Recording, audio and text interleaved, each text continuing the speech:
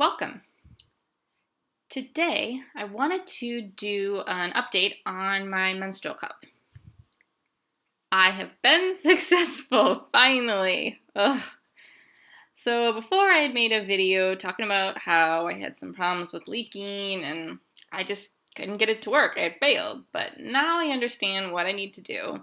And I figured out more about my anatomy and I'm more comfortable with my body. Because really for a menstrual cup, you have to be aware of your anatomy and you just have to feel more comfortable touching yourself, so to speak, but not like that. So anyways, let me first show you how I use my cup. So this is the Diva Cup and it comes in a pouch.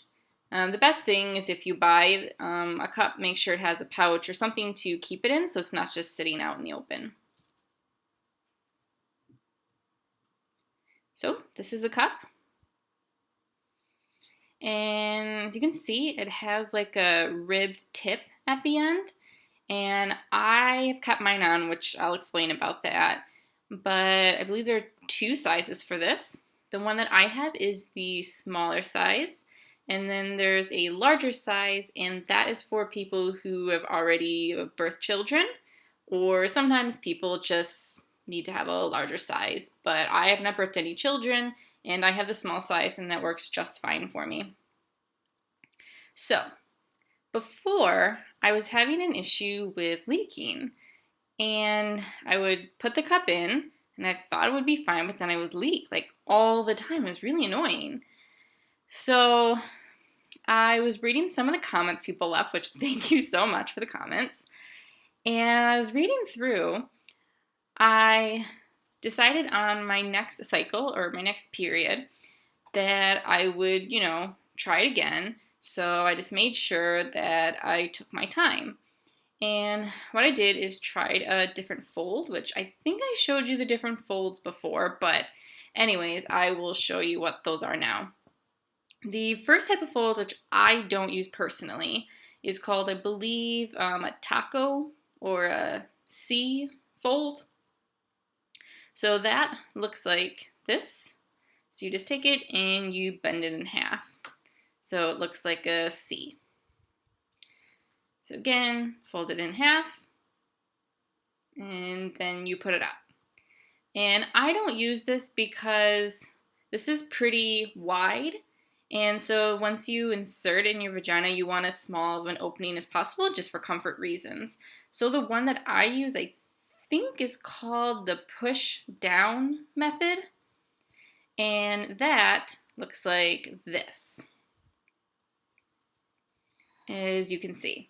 So as you can see here, it's a much smaller tip. And then when you insert, you just put it up in the vagina and then it will eventually open up fully, like so. So it'll kind of look like that. I'll put up in. So again, you push down, you insert, and as you insert, it will open up fully. Now, sometimes when you insert the cup, it's not going to open up fully. So I want to give you some tips to help you be successful. So the first thing I would say, again, is be comfortable with your body. Your hands are going to have to go up your vagina. So I know it sounds kind of stupid because it's like, oh, it's my body and it shouldn't be a big deal. But a lot of people, like in things, pads don't mean you have to touch up in your vagina. Tampons, you don't have to physically insert your hand in your vagina. But this, you're going to have to. So what I do is I do the push down and then I insert it. And if you feel any sort of like a dent, it's like you can see here, it's kind of indented. So check for dents, and that means that it's not fully open. So then what you're going to do is once you've inserted it, hold the base of the cup like so and twist it 180 degrees up to 360 degrees. So twist it and keep twisting. And when you're actually turning it, what you need to do is with your vaginal muscles, it's called bearing down or pushing down your muscles. So it's almost like the same idea of when you're peeing. You kind of have to like push down your muscles. So that's what you want to do. So kind of bear down your muscles as you're turning the cup. and then you'll kind of feel like a pop. So turn it and then feel to make sure that there are no dents. And if you can feel the fully like roundness of the cup and there's no dents, then it's fine. But if not, keep turning until it fully opens. Now, for something that was helpful for me is make sure that the cup is fully inserted into the vagina. So if you have the cup up like so, and this is like the opening of your vagina, so you can see I have the tip right flush with the vaginal opening. So it's like so. So don't put it up super far, but I don't like the tip to be outside of the vagina. So like I said, like so. That was helpful for me. Also, if you put it up in there and you're feeling any sort of pressure on your bladder, then you've probably inserted it wrong. And I noticed that I would have to pee a lot. So that just means that it's not inserted properly. Some people's vagina is not straight up and down. It kind of, goes to one side or goes to the other, and I realized that mine is not straight. So when I put the cup in, I kind of move it to one side, and that seems to be helpful for me. So, like I said, it worked for me, but really just try it. I believe that you can go ahead and insert the cup even if you're not on your period. Obviously, don't leave it up in there, but you can go ahead, insert it, try and, feel around, make sure that it opens fully, and then, maybe just for a few minutes kind of walk around, and you really shouldn't feel anything. Like the first, cycle or two, it might kind of feel different, but as you go along, you shouldn't feel anything. And really the cup is just, it's great because you can leave it in for up to 12 hours. And like for myself, when I first start my period, like the first day or so, I have a pretty heavy flow. So I'd say maybe every 4 or 5 hours I change it, but that's with the heavy flow. Now with a tampon, you change it, every hour or 2 hours? And that's on the heavy days. And then on light days, I would say change it like once a day, like in the morning when I wake up, I'll change it. And then I don't know, maybe like another time in the afternoon. It's like once or twice a day, and that's it.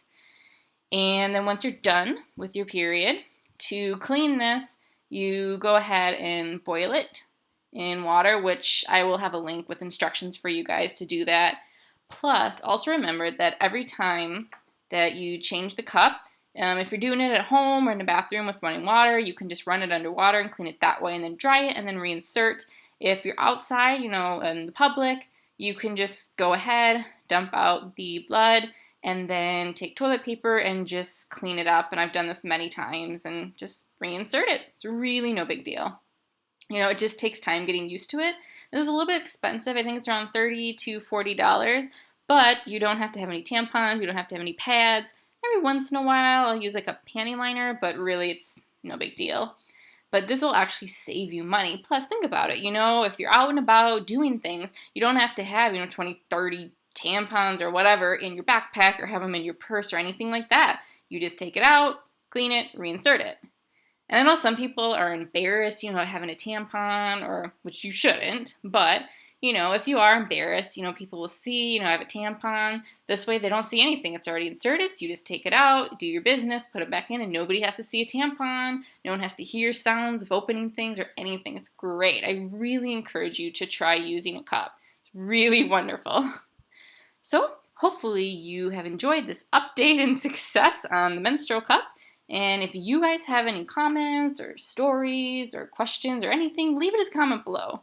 Or you can contact me on Twitter or any of my social media links, which I'll have below and at the end of the video. All right, hopefully you've enjoyed it. And if you have, please click like. I'd appreciate it. And I'll see you in the next one. Bye.